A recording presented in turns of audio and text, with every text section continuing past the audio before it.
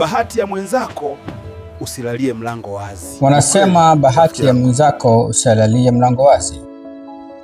Usitegemee bahati ya mwingine. Hii ni kauli ina uzito mkubwa. Inatukumbusha kuwa mafanikio ya jirani yako, rafiki yako au ndugu yako ni matokeo ya safari yake binafsi, sio hakika wa safari yako. Wengi wetu tunapoona wenzetu wamefanikiwa kwa urahisi au kwa bahati, tunaanza kulegeza kamba.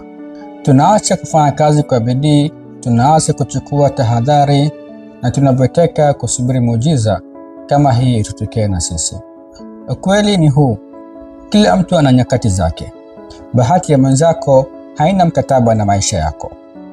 Usipoteze umakini ukilalia mlango wazi au ukizubaa kwa sababu mwenzako amepata utajiri, utajikuta unapoteza hata kile kidogo ulichonacho. Maandalizi hutokana na fursa. Badala ya kusubiri bahati, endelea kufungua milango wako vizuri na kufanya kazi. Bahati yako ikija, ikukute ukiwa tayari, sio umelala.